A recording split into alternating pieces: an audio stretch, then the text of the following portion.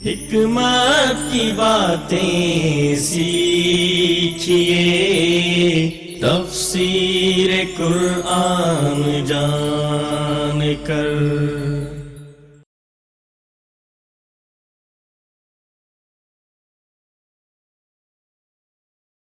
رکوع نمبر 13 ہے، آئیے پہلی آیت کی تلاوت سنتے ہیں۔ والو تم رائینا، ہماری رعایت کریں نہ کہو، بلکہ انظرنا، ہماری طرف نظر کرم کیجئے کہو، اور سنو، اور کافروں کے لیے دردناک عذاب ہے۔ نبی صلی اللہ علیہ وسلم کو مخاطب کرنے آپ کی مجلس کے آداب سکھائے جا رہے ہیں۔ اس آیت میں یہ خاص نصیحت کی گئی کہ جب کوئی لفظ کسی حرام کام کا وسیلہ بن جائے تو اس کو چھوڑ دیں۔ ایسے الفاظ سے بچنے کا حکم دیا گیا ہے جس کے اچھے معنی نہیں نکلتے، حالانکہ بظاہر وہ الفاظ اچھے معنی رکھتے ہیں لیکن ادائیگی سے اس کا مفہوم بدل جاتا ہے۔ اہل کتاب میں سے جن لوگوں نے کفر کیا، نہ وہ پسند کرتے ہیں اور نہ مشرکین کہ آپ پر آپ کے رب کی جانب سے کوئی بھلائی نازل کی جائے، اور اللہ تعالیٰ اپنی رحمت کے ساتھ جسے چاہتا ہے خاص کر لیتا ہے، اور اللہ تعالیٰ بڑے فضل والا ہے۔ جو آیت ہم منسوخ کرتے ہیں یا جسے ہم بھلا دیتے ہیں، ہم اس سے بہتر یا اس جیسی اور لے آتے ہیں۔ کیا آپ نہیں جانتے؟ یقیناً اللہ تعالیٰ ہر چیز پر پوری قدرت رکھنے والا ہے۔ کیا آپ نہیں جانتے کہ یقیناً اللہ تعالیٰ ہی ہے، اس کے لیے آسمان اور زمین کی بادشاہت ہے، جو حکم چاہے دے دے، جس کو چاہے مٹا دے، اور تمہارا اللہ تعالیٰ کے سوا نہ کوئی دوست ہے اور نہ کوئی مددگار۔ تو اللہ مالک ہے، تصرف کرتا ہے، تقدیری فیصلے اس کی جانب سے اعراض نہیں کیا جا سکتا۔ شرعی احکامات میں اعراض درست نہیں ہے، یعنی ان سے منہ موڑنا درست نہیں ہے۔ کیا تم چاہتے کہ تم اپنے رسول سے ویسے ہی سوالات کرو جس طرح اس سے پہلے موسیٰ علیہ السلام سے سوال کیے گئے؟ اور جو کوئی کفر کو ایمان کے بدلے میں لے لے تو یقیناً وہ سیدھے راستے سے بھٹک گیا۔ اہل کتاب میں سے اکثر لوگ چاہتے ہیں کاش وہ تمہیں تمہارے ایمان کے بعد کافر بنا دیں، اپنے دلوں میں حسد کی وجہ سے۔ اس کے بعد کہ حق ان کے لیے پوری طرح واضح ہو گیا، چنانچہ آپ معاف کر دیں اور درگزر کریں یہاں تک کہ اللہ تعالیٰ اپنا فیصلہ لے آئے۔ یقیناً اللہ تعالیٰ ہر چیز پر پوری قدرت رکھنے والا ہے۔ اللہ تعالیٰ نے اہل کتاب کے حسد کی وضاحت کی ہے کہ وہ چاہتے ہیں کہ کسی طرح سے مسلمانوں کو کافر بنا دیں، اس لیے انہوں نے ایسا جال ہر دور میں پھیلایا ہے، لیکن ہر دور میں اللہ تعالیٰ نے ان کا فریب انہی پر الٹ دیا ہے۔ اور نماز قائم کرو، زکوٰۃ ادا کرو، اور جو بھلائی تم اپنی جانوں کے لیے آگے بھیجو گے اللہ تعالیٰ کے ہاں اس کو موجود پاؤ گے۔ یقیناً جو تم عمل کرتے ہو اللہ تعالیٰ اسے خوب دیکھنے والا ہے۔ اس آیت میں 3 چیزوں کی ہدایت کی گئی ہے، نماز، زکوٰۃ اور خیر کی چیزوں کو آگے بھیجنے کی۔ نماز سے روح کی جلا ہوتی ہے اور قلب سے کسی دوسرے کا خیال اٹھ جاتا ہے، سب اللہ کے حضور بلا امتیاز جھک جاتے ہیں، اس لیے حسد اور بغض کی گنجائش نہیں رہ جاتی۔ اور زکوٰۃ سے محتاج اور غنی میں محبت اور اخوت کا رشتہ قائم ہو جاتا ہے، اور خیر کے کاموں میں تعاون سے کس طرح سے قوم سے حسد کی مہلک بیماری ختم ہو جاتی ہے۔ اور انہوں نے کہا کہ کوئی شخص جنت میں ہرگز داخل نہیں ہوگا مگر وہ جو یہودی یا عیسائی ہو۔ یہ ان کی تمنائیں ہیں۔ آپ کہہ دیں کہ اپنی دلیل لاؤ اگر تم سچے ہو، اللہ تعالیٰ نے چیلنج کیا ہے۔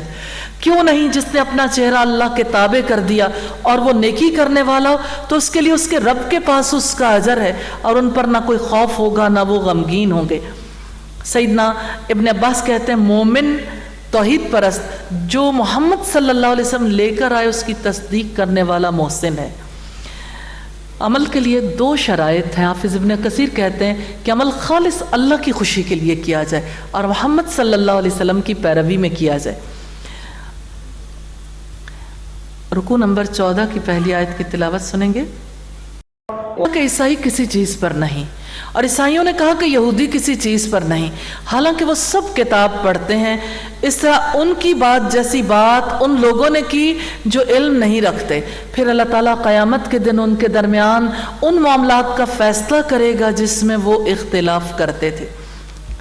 زید بن ارقم سے روایت ہے کہ نبی صلی اللہ علیہ وسلم نے فرمایا آگاہ رہو، میں تم میں 2 بہت ہی بھاری اور عظیم چیزیں چھوڑے جا رہا ہوں، ان میں سے ایک اللہ کی کتاب ہے جو اللہ تعالیٰ کی رسی ہے، جو اس کی اتباع کرے گا وہ ہدایت پر رہے گا، جو اسے چھوڑ دے گا وہ گمراہ ہو جائے گا۔ صحیح مسلم کی 6228 نمبر روایت۔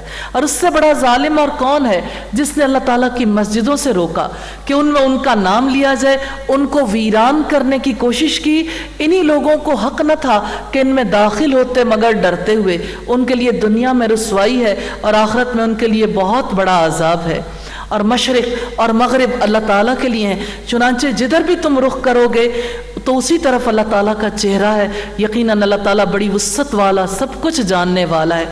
عبداللہ ابن عمر بیان کرتے ہیں رسول اللہ مکہ سے مدینہ جا رہے تھے، دوران سفر آپ کی سواری کا رخ جدھر بھی ہوتا آپ نماز پڑھ لیتے تھے۔ ابن عمر فرماتے ہیں اسی سلسلے میں یہ آیت نازل ہوئی ہے، فَأَيْنَمَا تُوَلُّوا فَثَمَّ وَجْهُ اللَّهِ، یہ البقرہ کی آیت ہے۔ تو اللہ تعالیٰ نے اپنی عبادت کے لیے خاص سمت کا تعین کیا، عبادت کی تنظیمی ضرورت کو پورا کرنے کے لیے۔ اس کا یہ مطلب نہیں ہے کہ اللہ تعالیٰ اسی خاص رخ میں، اللہ تعالیٰ تو ہر رخ میں موجود ہے۔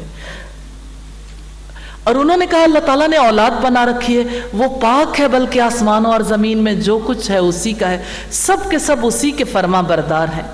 آسمانوں اور زمین کا موجد ہے، جب وہ کسی کام کا فیصلہ کرتا ہے تو اس کو کہتا ہے کہ ہو جا تو وہ ہو جاتا ہے۔ اور جو لوگ علم نہیں رکھتے انہوں نے کہا کہ اللہ تعالیٰ خود ہم سے بات کیوں نہیں کرتا، ہمارے پاس کوئی نشانی کیوں نہیں آتی۔ اسی طرح ان کی بات کی طرح ان لوگوں نے کہا جو اس سے پہلے تھے، ان سب کے دل ایک جیسے ہو گئے۔ یقیناً ہم نے آیتیں صاف صاف بیان کر دی ہیں ان لوگوں کے لیے جو یقین رکھتے ہیں۔ یقیناً ہم نے آپ کو یعنی نبی صلی اللہ علیہ وسلم کو حق کے ساتھ خوشخبری سنانے والا اور ڈرانے والا بنا کر بھیجا ہے، اور آپ سے اہل دوزخ کے بارے میں نہیں پوچھا جائے گا۔ اس میں گواہی ہے کہ محمد صلی اللہ علیہ وسلم اللہ تعالیٰ کے رسول ہیں، اور حق سے مراد دین اسلام ہے جو قرآن اور سنت کا نام ہے۔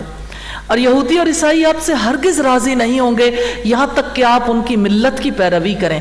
آپ کہہ دیں کہ یقیناً حقیقی ہدایت تو اللہ تعالیٰ کی ہدایت ہے، اور یقیناً اگر اس علم کے بعد جو آپ کے پاس آ چکا آپ نے ان کی خواہشات کی پیروی کی، رسول اللہ کو حکم دیا جا رہا ہے، تو اللہ تعالیٰ سے بچانے میں نہ آپ کا کوئی دوست ہوگا نہ مددگار۔ اس آیت میں دلیل ہے کہ یہود و نصارہ کے پاس ہدایت نہیں ہے، صرف خواہشات نفس کی پیروی کرتے ہیں، اسی کی طرف بلاتے ہیں۔ اگر قرآن و سنت کے آنے کے بعد کوئی یہودیوں اور عیسائیوں کو رہنما بنا لے تو انہیں اللہ کے عذاب سے کوئی نہیں بچا سکتا۔ استغفر اللہ۔ تو جن لوگوں کو ہم نے کتاب دی وہ اسے پڑھتے ہیں جیسا کہ اس سے پڑھنے کا حق ہے، وہی لوگ اس پر ایمان رکھتے ہیں، اور جو اس کے ساتھ کفر کرتا ہے تو وہی لوگ خسارہ پانے والے ہیں۔ ابو موسیٰ شریف فرماتے ہیں قرآن حکیم کی اتباع کرنے والا جنت کے باغیچوں میں اترنے والا ہے۔ سبحان اللہ۔ رکوع نمبر 15 ہے، پہلی آیت کی تلاوت سنیں گے۔ میری اس نعمت کو جو میں نے تمہیں عطا کی تھی، یقیناً میں نے تمہیں جہانوں پر فضیلت دی تھی۔ یہ بات تاکید کے لیے ہے تاکہ نبی صلی اللہ علیہ وسلم کی اتباع کا شوق پیدا ہو، جن کی بشارتیں اہل کتاب اپنی کتابوں میں پاتے ہیں۔ اور ڈرو اس دن سے جس میں کوئی شخص کسی شخص کے کچھ بھی کام نہیں آئے گا، نہ اس سے کوئی فدیہ قبول کیا جائے گا، نہ اس کو کوئی سفارش فائدہ دے گی، نہ وہ مدد دیے جائیں گے۔ عقیدہ آخرت کی بات ہے، یہ خراب ہو تو لوگوں میں سرکشی آ جاتی ہے۔ انفرادی اور اجتماعی اعمال میں لوگ اپنے آپ کو غیر ذمہ دار سمجھتے ہیں، فرض ناشناسی آ جاتی ہے، خواہش پرستی، دنیا کی محبت، ساری برائیاں، کرپشن وغیرہ سب کچھ عود کراتی ہیں۔ اور جب ابراہیم علیہ السلام کو اس کے رب نے چند باتوں میں آزمایا تو اس نے ان سب کو پورا کر دیا۔ اللہ تعالیٰ نے فرمایا یقیناً میں تمہیں سب لوگوں کے لیے امام بنانے والا ہوں۔ ابراہیم نے کہا میری اولاد میں سے بھی، اللہ تعالیٰ نے فرمایا میرا عہد ظالموں کو نہیں پہنچتا۔ ابتلا کے متعلق سیدنا ابن عباس کا خیال ہے کہ وہ 10 خصائل ہیں جن کا فطرت انسانی سے گہرا تعلق ہے۔ ابراہیم علیہ السلام سب سے کامیاب ہو کر نکلے تھے، اور جب ہم نے بیت اللہ کو لوگوں کے لیے لوٹ کر آنے کی جگہ اور سراسر امن بنا دیا، اور تم مقام ابراہیم کو نماز پڑھنے کی جگہ بناؤ، اور ہم نے ابراہیم علیہ السلام اور اسماعیل علیہ السلام کو تاکیدی حکم دیا کہ آپ دونوں میرے گھر کو طواف کرنے والوں، اعتکاف کرنے والوں، رکوع اور سجدہ کرنے والوں کے لیے پاک صاف رکھو۔ تو بیت اللہ ایسی جگہ ہے جہاں اسلحہ نہیں لایا جاتا، امن کی جگہ ہے جہاں دشمن کا خوف نہیں رہتا۔ ابراہیم علیہ السلام نے دعا کی تھی، اے ہمارے رب، میں نے اپنی اولاد کو ایک ایسی وادی میں لا بسایا ہے جو کھیتی والی نہیں ہے، تاکہ اے ہمارے رب میری اولاد نماز قائم کرے، ہم نماز قائم کریں، سو کچھ لوگوں کے دل ان کی طرف مائل کر دیں اور انہیں پھلوں کا رزق دیں تاکہ وہ شکر ادا کریں۔ دعا قبول ہوئی، بیت اللہ باقی ہے، باقی رہے گا، اس دعا کا اثر بھی باقی رہے گا انشاءاللہ تعالی۔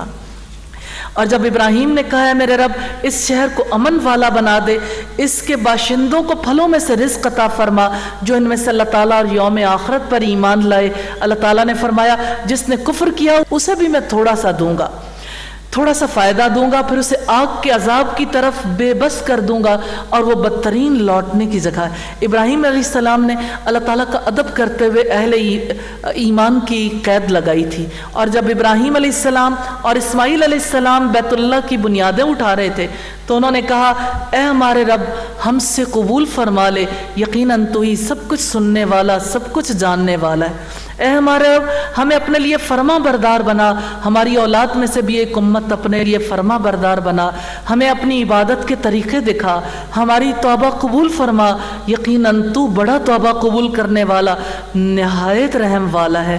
دونوں باپ بیٹے اللہ کے آگے جھکے ہوئے، سب کچھ اللہ کے سپرد کیا ہوا ہے، ایسی سپردگی کی مثال نہیں ملتی۔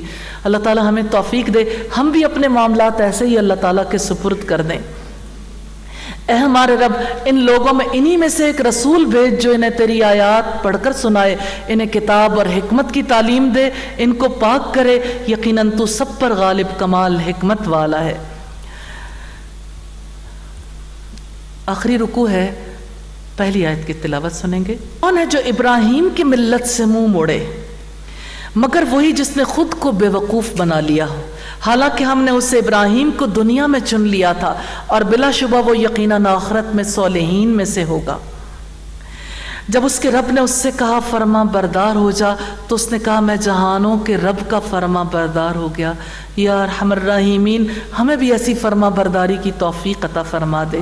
اور اس کی وصیت ابراہیم نے اپنے بیٹوں کو کی اور یعقوب نے بھی، اے میرے بیٹو یقیناً اللہ نے تمہارے لیے دین کو منتخب کیا ہے تو تم ہرگز نہ مرنا مگر اس حال میں کہ تم فرما بردار ہو۔ کیا تم اس وقت موجود تھے جب یعقوب علیہ السلام کو موت آئی، جب اس نے اپنے بیٹوں سے کہا میرے بعد تم کس کی عبادت کرو گے؟ باپ کی بچوں سے محبت ایک سچی محبت ہے۔ ایک بستر مرگ پر پڑا ہوا باپ ہے جو نبی ہے، اپنے بچوں سے پوچھتا ہے تم میرے بعد کس کی عبادت کرو گے؟ انہوں نے کہا ہم آپ کے معبود اور آپ کے آبا ابراہیم، اسماعیل اور اسحاق کے معبود کی عبادت کریں گے جو ایک ہی معبود ہے، اور ہم اسی کے لیے فرما بردار ہیں۔ وہ ایک امت تھی جو یقیناً گزر گئی، جو کچھ انہوں نے کمایا ان کے لیے ہے، جو کچھ تم نے کمایا وہ تمہارے لیے ہے، اور تم سے اس کے بارے میں نہیں پوچھا جائے گا جو وہ کیا کرتے تھے۔ تو انبیاء کی جماعت اور ان کی اولاد کی جماعت گزر چکی، جو خیر انہوں نے کمایا وہ انہیں نفع دے گا، اور جو شر جو فرد کمائے گا اس کی برائی کا وبال اسی پر ہوگا۔ اور انہوں نے کہا کہ تم یہودی ہو جاؤ یا عیسائی ہو جاؤ ہدایت پاؤ گے۔ آپ کہہ دیں نہیں، بلکہ ابراہیم کی ملت جو ایک اللہ کا ہونے والا تھا وہ مشرکوں میں سے نہیں تھا۔ حنیف وہ ہے جو اللہ کی توحید کو قائم کرتا ہے، اس کے ساتھ کسی چیز کو شریک نہیں ٹھہراتا، اللہ تعالیٰ کے دین پر سیدھا چلتا ہے۔ اللہ تعالیٰ نے جواب دیا بلکہ ابراہیم کا طریقہ اختیار کرنے پر ہدایت ملے گی، یعنی توحید کا اقرار کر کے شرک کو چھوڑ کے اللہ کی طرف متوجہ ہو کے آپ سب کہو ہم اللہ پر ایمان لائے، اور اس پر ایمان لائے ہیں جو ہماری طرف نازل کیا گیا۔ رب نے حکم دیا ہے سبھی کو، سب کہو ہم اللہ پر ایمان لائے ہیں اور اس پر جو اللہ نے نازل کیا ہے، اور جو ابراہیم، اسماعیل، اسحاق، یعقوب اور اولاد یعقوب کی طرف نازل کیا گیا، اور جو موسیٰ اور عیسیٰ اور دوسرے سب نبیوں کو ان کے رب کی طرف سے دیا گیا، ہم ان میں سے کسی ایک کے درمیان کوئی فرق نہیں کرتے، اور ہم اللہ ہی کے فرما بردار ہیں۔ پھر اگر وہ اس جیسی چیز پر ایمان لائیں جس پر تم ایمان لائے ہو تو یقیناً وہ ہدایت پا گئے، اور اگر وہ پھر جائیں تو یقیناً اب وہ مخالفت میں ہیں، چنانچہ عنقریب ان سے اللہ تعالیٰ آپ کو کافی ہو جائے گا، اور وہ سب کچھ سننے والا، سب کچھ جاننے والا ہے۔ اللہ تعالیٰ کا رنگ اختیار کرو. صبغت اللہ، اللہ کا رنگ. رنگ میں اللہ تعالیٰ سے زیادہ اچھا کون ہے؟ اور ہم اسی کے لیے عبادت کرنے والے. صبغت اللہ سے مراد اللہ تعالیٰ کا دین ہے. تو اللہ کے رنگ کو چھوڑ کر کسی اور کا لائف سٹائل اختیار نہ کرو. دنیا میں بھی اور آخرت میں بھی یہی رنگ اللہ کے نزدیک بہتر ہے. قل اتحاجوننا فی اللہ وہو ربنا وربکم ولنا اعمالنا ولنا اعمالکم ونحن له مخلصون. اب کہہ دیں کیا تم اللہ کے بارے میں ہم سے جھگڑتے ہو حالانکہ وہی ہمارا رب ہے اور تمہارا رب ہے. ہمارے لیے ہمارے اعمال ہیں، تمہارے لیے تمہارے اعمال ہیں، ہم اس کے لیے خالص کرنے والے ہیں. یا تم کہتے ہو یقیناً ابراہیم، اسماعیل، اسحاق، یعقوب اور ان کی اولاد سب یہودی یا عیسائی تھے. کہہ دو کیا تم زیادہ جانتے ہو یا اللہ تعالیٰ؟ اور اس سے بڑا ظالم کون ہوگا جو اس گواہی کو چھپائے جو اللہ تعالیٰ کی جانب سے اس کے پاس ہے. اور جو کچھ تم کرتے ہو اللہ تعالیٰ اس سے غافل نہیں ہے. یہودی اور عیسائی جانتے تھے کہ ابراہیم علیہ السلام نہ یہودی ہیں نہ عیسائی، لیکن انہوں نے اس گواہی کو چھپایا. حسن بصری کہتے ہیں کہ اہل کتاب اپنی کتاب میں پڑھا کرتے تھے کہ سچا دین اسلام ہے اور محمد صلی اللہ علیہ وسلم اللہ تعالیٰ کے رسول ہیں. تلک امت قد خلت لہا ما کسبت ولکم ما کسبتم ولا تسألون عما کانوا یعملون. وہ ایک امت تھی جو یقیناً گزر چکی. جو کچھ انہوں نے کمایا وہ ان کے لیے ہے اور جو کچھ تم نے کمایا وہ تمہارے لیے ہے، اور تم سے ان کے بارے میں نہیں پوچھا جائے گا جو وہ عمل کرتے تھے. انسان کے لیے اس کا عمل ہی کام آنے والا ہے. رسول اللہ نے فرمایا جس کا عمل اسے پیچھے کر دے اس کا نسب اسے آگے نہیں بڑھا سکتا. اللہ تعالیٰ سے دعا ہے نفع مند علم اور عمل صالح کی توفیق عطا فرمائے. حکمت کی باتیں سیکھیے، تفسیر قرآن جان کر. حکمت کی باتیں سیکھیے، تفسیر قرآن جان کر. اور نزول قرآن کے مہینے میں آج انشاءاللہ تعالی دوسرا پارہ. آئیے سب سے پہلے تلاوت کلام پاک سنتے ہیں. صلی علی رسولہ الکریم. اما بعد فاعوذ باللہ من الشیطان الرجیم. بسم اللہ الرحمن الرحیم. رب اشرح لی صدری ویسر لی امری واحلل عقدۃ من لسانی یفقہوا قولی. اللہ کے پاک نام سے دوسرے پارے کا آغاز کرتے ہیں. رب العزت کا فرمان ہے سَيَقُولُ السُّفَهَاءُ، جلد ہی لوگوں میں سے بے وقوف کہیں گے کہ انہیں کس چیز نے ان کے اس قبلے سے پھیر دیا ہے جس پر وہ تھے. آپ کہہ دو مشرق اور مغرب اللہ تعالیٰ ہی کے لیے ہیں. وہ جس کو چاہتا ہے سیدھے راستے کی طرف ہدایت دیتا. اللہ تعالیٰ نے اپنے ازلی علم سے خبر دی ہے کہ بے وقوف لوگ جو اپنے مسالے کو نہیں پہچانتے وہ نبی صلی اللہ علیہ وسلم پر عنقریب ہی اعتراض کریں گے، مومنوں پر اعتراض کریں گے کہ کس وجہ سے انہوں نے قبلہ بدل دیا. نبی صلی اللہ علیہ وسلم جس وقت مدینہ آئے 16-17 ماہ آپ بیت المقدس کی طرف رخ کر کے نماز ادا کرتے رہے جب تک اللہ تعالیٰ کا حکم نہیں آ گیا. اس وقت تک آپ نے اس وجہ سے بیت المقدس کی طرف رخ کر کے نماز ادا کی کہ بیت المقدس پہلے انبیاء کا قبلہ رہا ہے. جب آپ کے لیے اللہ تعالیٰ کا حکم آ گیا تو یہودیوں، عیسائیوں اور مشرکوں سب نے اعتراض کیا کہ کس چیز نے انہیں اس قبلے سے پھیر دیا.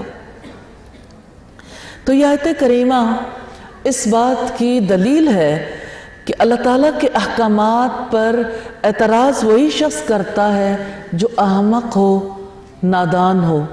ہدایت یافتہ مومن تو ہر وقت ہمیشہ یہی دیکھتا ہے کہ اللہ تعالیٰ کا حکم اطاعت کے لائق ہے، کیسے اس کی اطاعت کر لوں؟ اس کو تو ہمیشہ اپنے رب کو راضی کرنے کی فکر لاحق رہتی ہے۔ اللہ تعالیٰ سے دعا ہے ہمیں بھی ہمیشہ اپنی رضا کے لیے ہر حکم پر عمل پیرا ہونے کی توفیق عطا کر دیں۔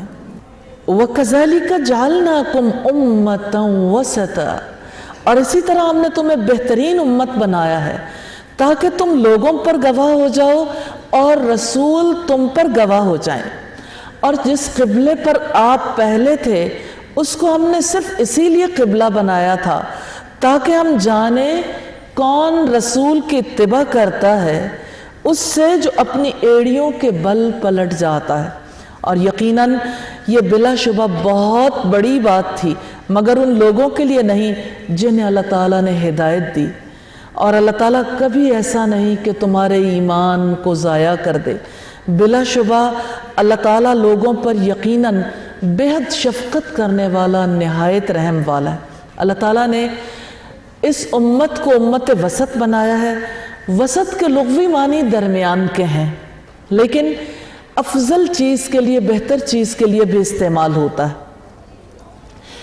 تو امت مسلمہ سے مراد اعتدال والی امت ہے جس کے معاملات میں افراط و تفریط نہیں ہے، الحمدللہ۔ اور اس امت کو اللہ تعالیٰ نے اس لیے امت وسط بنایا، بہترین امت بنایا تاکہ لوگوں پر گواہ ہو جائے۔ یہ گواہی کیسے ہوگی؟ اس کی ایک مثال ہمیں حدیث رسول صلی اللہ علیہ وسلم سے ملتی ہے، اور یہ روایت ہے کہ رسول اللہ صلی اللہ علیہ وسلم نے فرمایا قیامت کے دن نوح علیہ السلام کو بلایا جائے گا، وہ عرض کریں گے لبیک و سعدیک، تو اللہ تعالیٰ فرمائے گا کہ تم نے میرا پیغام پہنچا دیا تھا۔ نوح علیہ السلام عرض کریں گے یقیناً میں نے پہنچا دیا۔ پھر ان کی امت سے پوچھا جائے گا کیا انہوں نے تمہیں میرا پیغام پہنچا دیا تھا؟ وہ لوگ کہیں گے ہمارے پاس کوئی ڈرانے والا نہیں آیا۔ اللہ تعالیٰ نوح علیہ السلام سے فرمائے گا آپ کے حق میں کوئی گواہی بھی دے سکتا ہے؟ وہ کہیں گے محمد صلی اللہ علیہ وسلم اور ان کی امت میری گواہ ہے۔ چنانچہ نبی صلی اللہ علیہ وسلم کی امت نوح علیہ السلام کے حق میں گواہی دے گی، سبحان اللہ، کہ انہوں نے اللہ تعالیٰ کا پیغام پہنچا دیا تھا، اور رسول اللہ صلی اللہ علیہ وسلم اپنی امت کے حق میں گواہی دیں گے کہ انہوں نے سچی گواہی دی ہے۔ یہ روایت صحیح بخاری کی ہے 4487 نمبر پر۔ اس لحاظ سے ہمیں پتہ چلتا ہے کہ امت مسلمہ کو اللہ تعالیٰ نے پہلے انبیاء کے دور کی خبریں دی ہیں، اس وجہ سے یہ امت جانتی ہے کہ پہلے انبیاء نے اللہ تعالیٰ کا پیغام پہنچا دیا تھا۔ یہ گواہی ہے اس امت کے ذمے، قیامت کے دن یہ گواہیاں ہوں گی۔ یقیناً ہم آپ کے چہرے کا بار بار آسمان کی طرف پلٹنا دیکھ رہے ہیں، تو یقیناً ہم آپ کو لازماً اس قبلے کی طرف پھیر دیں گے جسے آپ پسند کرتے ہیں۔ سو آپ اپنا چہرہ مسجد حرام کی طرف پھیر دیں، اور تم جہاں کہیں بھی ہو اپنے چہرے کو اسی کی طرف پھیر لو۔ اور بلا شبہ وہ لوگ جن کو کتاب دی گئی ہے بے شک وہ جانتے ہیں، بلا شبہ ان کے رب کی جانب سے یہ واقعی حق ہے، اور جو وہ عمل کرتے ہیں اللہ تعالیٰ اس سے ہرگز بے خبر نہیں ہے۔ یقیناً ہم آپ کے چہرے کا بار بار آسمان کی طرف پلٹنا دیکھ رہے ہیں۔ نبی صلی اللہ علیہ وسلم نے کس طرح سے اس قبلے کی طرف رخ کرنے کے لیے تڑپ کا اظہار کیا تھا سجدوں میں اور سجدوں کے ماں سوا بھی۔ اللہ رب العزت نے نبی صلی اللہ علیہ وسلم کی اس کیفیت کی وضاحت کی ہے اور یہ بشارت دی ہے، تو یقیناً ہم آپ کو لازماً اس قبلے کی طرف پھیر دیں گے جسے آپ پسند کرتے ہیں، اور وہ قبلہ کعبہ ہے۔ اہل کتاب اپنے نبیوں اور اپنی کتابوں کی پیشین گوئیوں کی وجہ سے جانتے تھے کہ آخری نبی آئے گا تو اس کا قبلہ بیت اللہ ہوگا۔ یہودی حسد، کفر اور سرکشی کی وجہ سے پہلے قبلے کی حقیقت کو چھپاتے تھے، تو رب العزت نے واضح فرمایا، اور یقیناً اگر آپ ان لوگوں کے پاس جنہیں کتاب دی گئی ہے ہر نشانی لے آئیں تب بھی وہ آپ کے قبلے کی پیروی نہیں کریں گے. یعنی یہاں پہ نشانی لانے سے مراد یہ ہے کہ اگر آپ قبلے کے لیے ساری دلیلیں دے دیں، جتنے دلائل دے سکتے ہیں، وہ کسی دلیل پر ایمان لانے والے نہیں ہیں، اور نہ کسی صورت آپ ان کے قبلے کی پیروی کرنے والے ہیں، نہ کسی صورت وہ ایک دوسرے کے قبلے کی پیروی کرنے والے ہیں. یہودی اور عیسائی بھی ایک دوسرے کے قبلے کو نہیں مانتے تھے. ایک بیت المقدس کی ایک طرف رخ کر کے نماز ادا کرتا تھا، دوسرا قبیلہ دوسری طرف رخ کر کے نماز ادا کرتا تھا. یقیناً اگر آپ اس کے بعد جو آپ کے پاس علم میں سے آیا ہے ان کی خواہشات کی پیروی کریں گے تب تو یقیناً آپ ضرور ظالموں میں سے ہوں گے.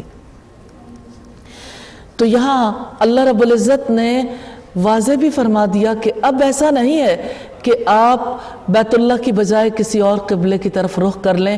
اگر اب آپ نے یہودیوں کی، عیسائیوں کی خواہشات کی پیروی کی تو اب بھی ظالموں میں سے ہو جائیں گے.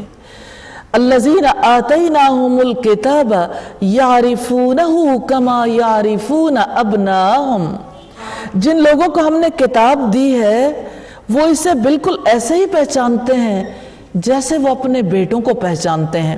اس سے مراد یہود و نصارہ کے علماء ہے کہ وہ آخری نبی کو، قبلے کو اور قرآن مجید کو اسی طرح پہچانتے ہیں جیسے اپنی اولاد کو پہچانتے ہیں. یہ بات کہ وہ اس طرح سے پہچانتے ہیں جیسے اپنی اولاد کو پہچانتے ہیں، یہ ایک ضرب المثل ہے جو کسی بات کا یقین دلانے کے لیے استعمال کی جاتی ہے. اس سے قبلہ بھی مراد ہے اور قرآن مجید بھی مراد ہے اور نبی صلی اللہ علیہ وسلم بھی مراد ہے.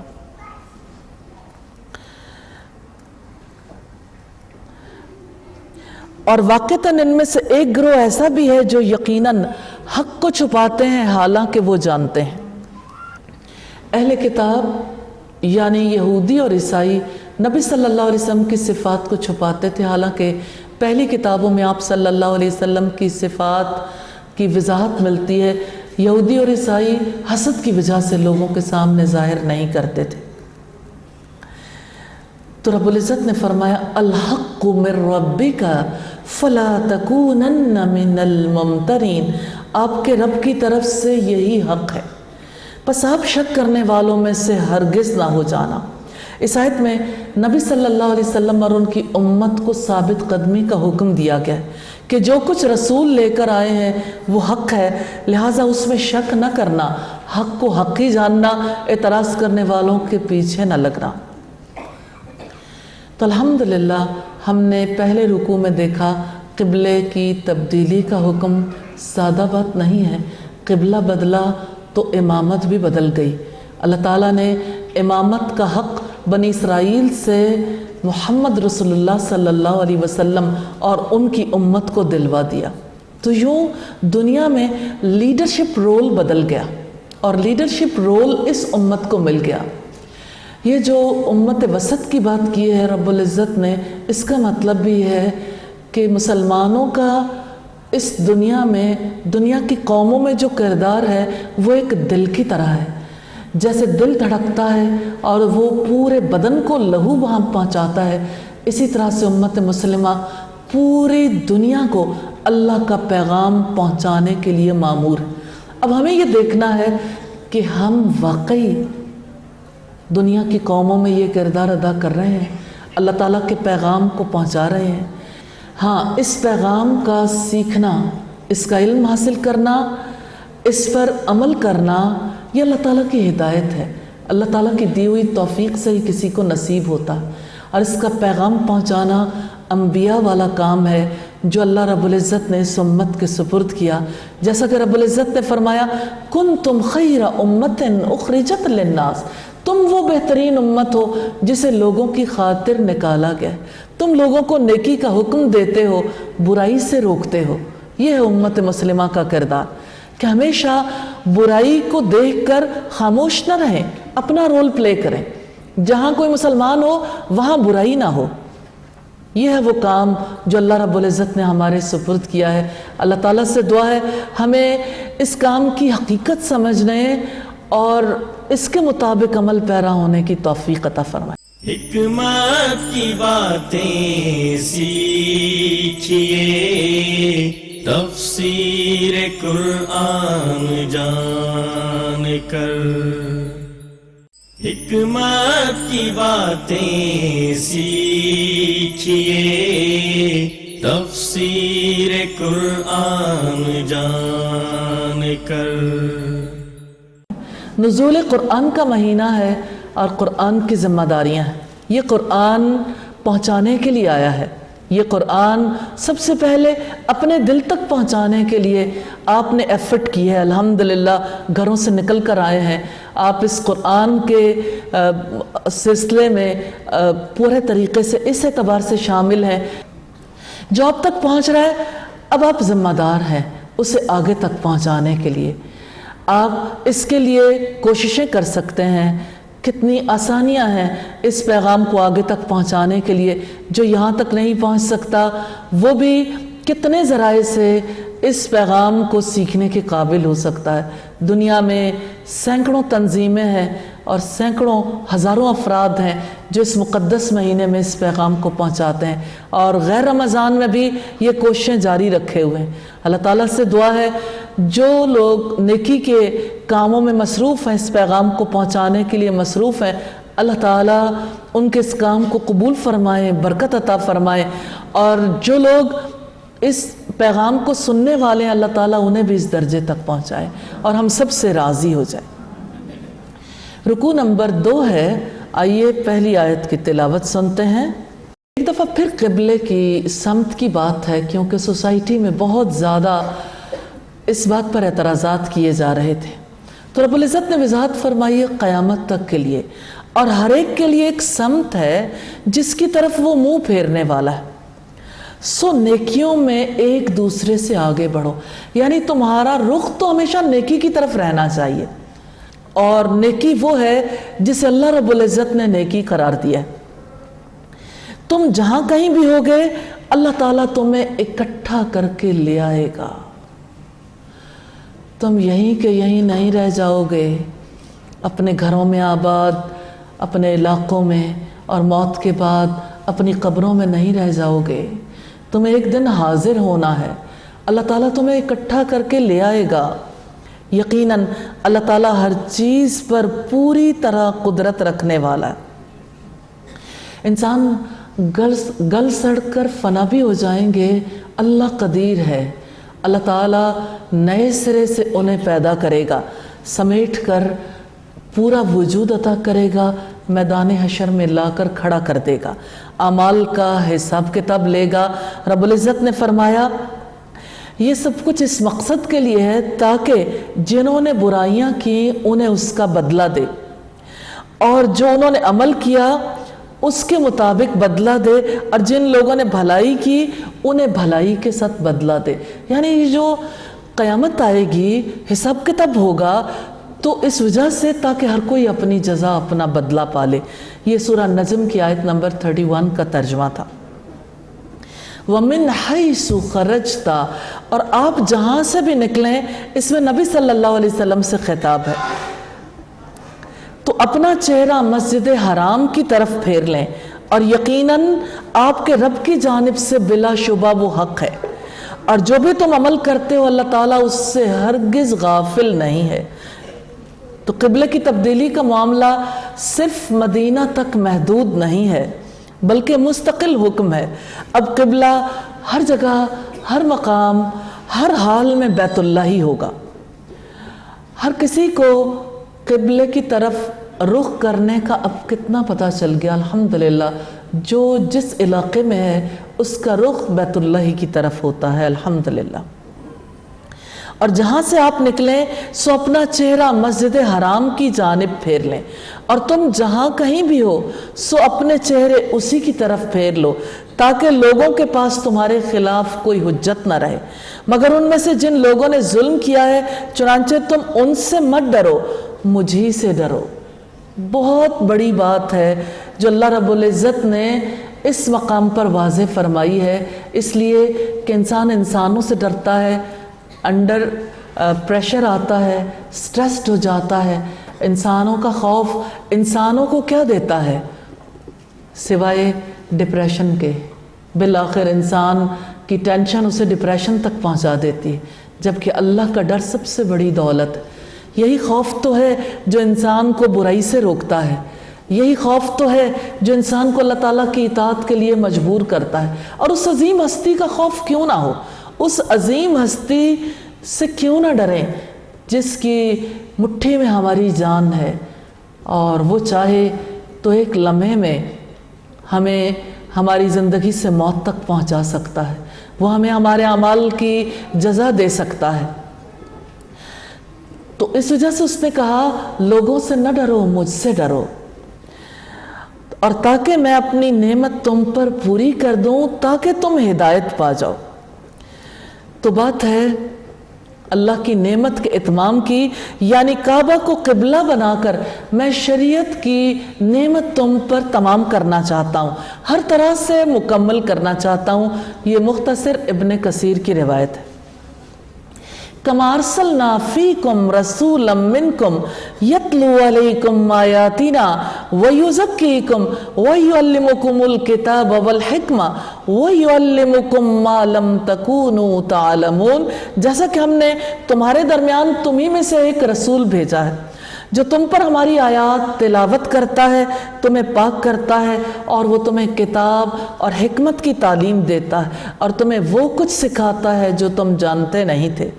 رب العزت نے واضح فرمایا ہے کہ قبلے کی تبدیلی سے تم پر جو احسان کیا یہ کوئی پہلی نعمت نہیں ہے، سب سے بڑی نعمت تو تم پر یہ ہے کہ تمہارے درمیان اس نے تمہیں میں سے رسول بھیج دیا ہے جو تمہارے لیے عزت اور شرف کا باعث ہے۔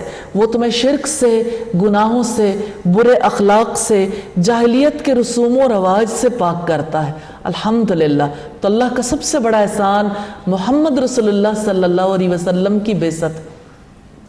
آپ صلی اللہ علیہ وسلم کے 4 فرائض کا اس آیت میں ذکر کیا گیا کہ وہ تمہیں کتاب کی آیات تلاوت کر کے سناتے ہیں۔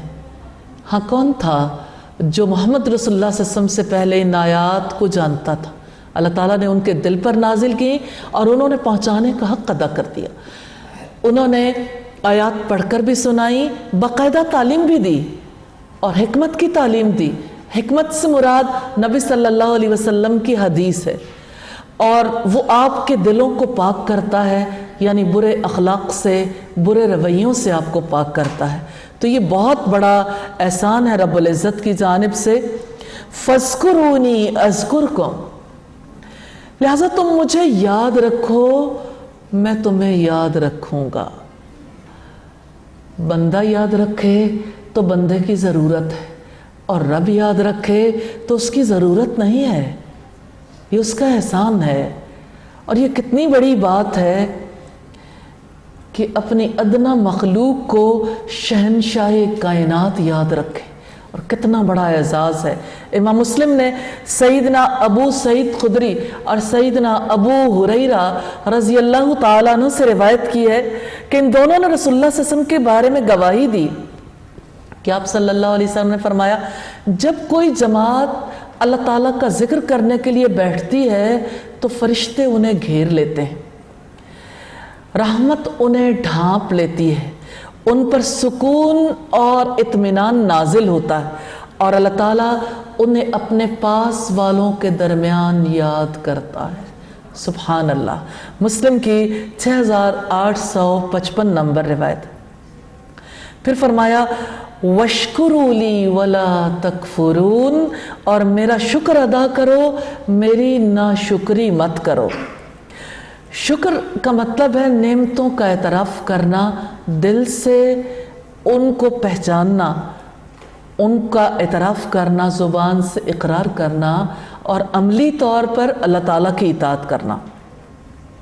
اور اگر کوئی دل سے محسن کے احسان کو نہیں مانتا تو یہ ناشکری ہے، جس سے اللہ رب العزت نے روکا ہے۔ رب العزت نے شکر کا حکم دیا ہے اور ناشکری سے روکا ہے۔ نبی صلی اللہ علیہ وسلم کی بہت پیاری دعا، آپ لوگوں میں سے بہت سے لوگ یہ دعا کرتے بھی ہیں۔